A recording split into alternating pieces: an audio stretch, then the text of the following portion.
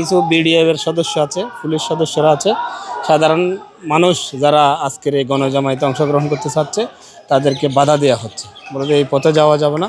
আবার বলেছে রমনার এই গেট দিয়ে যান। আমাদের এই সমস্ত ভাইয়েরা যখন রমনা দিয়ে গেল, রমনাতে যাওয়ার পর ওদিকে বাধা দিল, ওই গেট বন্ধ। ওদিক থেকে বলে যে আরেক ওই গেটে যান, সে গেটেও গেল, সেটাও বন্ধ। সর্বশেষ রিকোয়েস্ট করে এতটুকু আসলো, এখানে আসে আবার তারা বাধা দিচ্ছে। এই বাধাটা সরিয়ে দেওয়া দরকার। এটা সাধারণ মানুষের প্রোগ্রাম, এটা সাধারণ মানুষের অর্জন।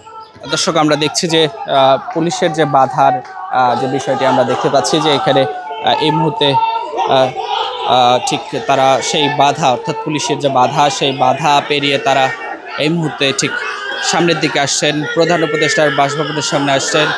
আমরা এই মুহূর্তে আপনাদের দেখানোর চেষ্টা করছি, তারা বিভিন্ন স্লোগান দিচ্ছেন এবং এই মুহূর্তে আমরা আপনাদের দেখানোর চেষ্টা করছি। কে কোথা থেকে দেখছেন সেটি জানাতে পারেন। আমরা এই মুহূর্তে আপনাদের সাথে যুক্ত আছি এবং এই মুহূর্তে দেখানোর চেষ্টা করছি।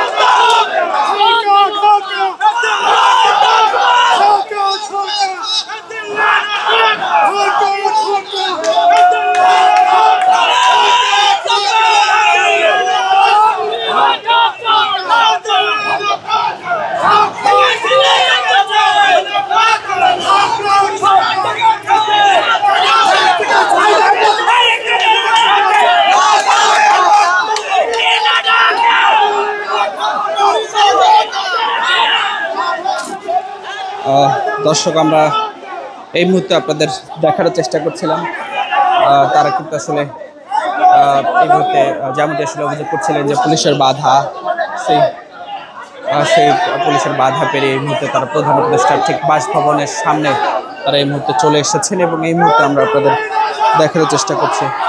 আমরা যদি আপনাদের একটু দেখানোর চেষ্টা করি, ঠিক প্রধান উপদেষ্টার বাসভবনের সামনে এই মুহূর্তে আমরা দেখছি যে নিরাপত্তার যে বিষয়টি, এখানে সেনাবাহিনীর সদস্যরা রয়েছেন, র্যাবের সদস্যরা রয়েছেন, এছাড়াও এপিবিএনের সদস্যরা রয়েছেন এবং সেনাবাহিনীর সদস্যরা রয়েছেন। সব কিছু মিলে আমরা আপনাদের এই মুহূর্তে দেখানোর চেষ্টা করছি।